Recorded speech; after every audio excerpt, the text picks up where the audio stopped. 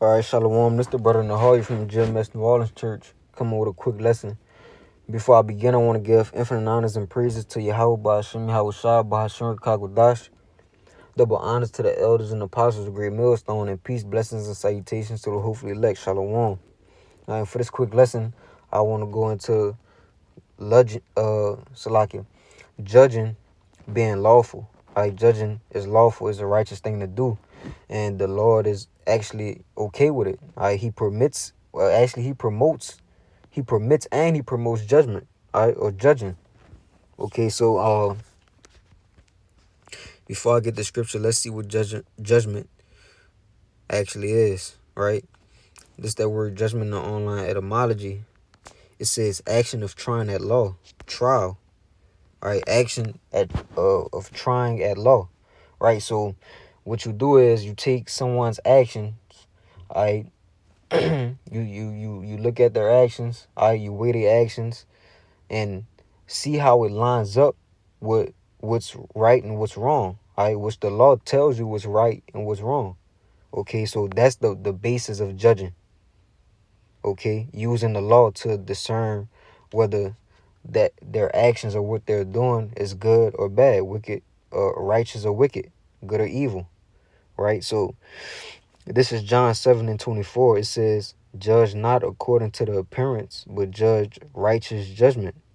Right, righteous judgment is judging by the law, judging correctly, that's the correct way to judge, by the law, statutes, and commandments. Because that's what tells you what's good and what's bad. Okay, because in the world that we live in, judging has a negative connotation because folly has been set in great dignity. Right, you especially here in America, where come as you are. What's another one? Oh, I forget it. You got the one where it's the cliche where they say come as you are. The one where they say don't judge a book by its cover, right? In which we know to try the spirit by the spirit, but the scriptures also speak about a man's gait. Basically saying the way someone carries themselves, and displays themselves shows you who that person actually is, right? But on the flip side, if somebody is wearing dirty clothes or whatever like that, that don't mean they can't be a prophet, or so you just got to know the difference between the two. But people in this world, they use they put that negative connotation on judging to escape being held accountable. Right, they don't want to be held accountable. They don't want to hear the truth, because the truth hurts. And everybody in the world wants to feel good, so judgment doesn't line up with the way people want to live. So that's why they look at it from a negative perspective. But in the eyes of the Lord, judgment is a righteous thing. Okay, this is 1 Corinthians 2:15. It says, but he that is spiritual judgeth all things, yet he himself is judged of no man. I'm reading the NLT. Those who are spiritual can evaluate all things, but they themselves cannot be evaluated by others. Right, and I just read it in the NLT, to get get it from a different translation to see what it says. But right, he that is spiritual judgeth all things, yet he himself is judged of no man. Right, so actually the Lord encourages us to judge all things, to look at all things spiritually and judge whether it's good or bad, wise or unwise. Right, it's Exodus 18:22.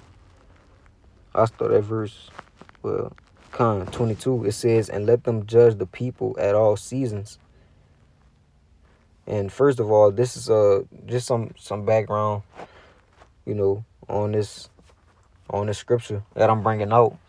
Moses' father-in-law was giving him some advice on judging the people of Israel.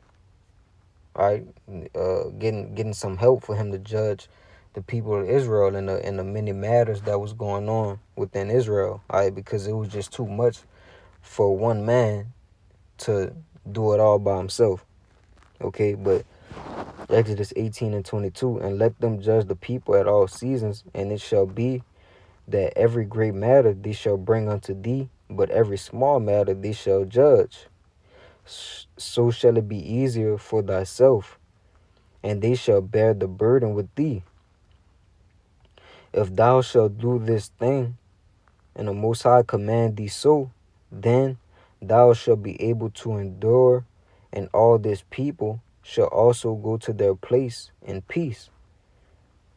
So Moses hearkened to the voice of his father-in-law and did all that he had said.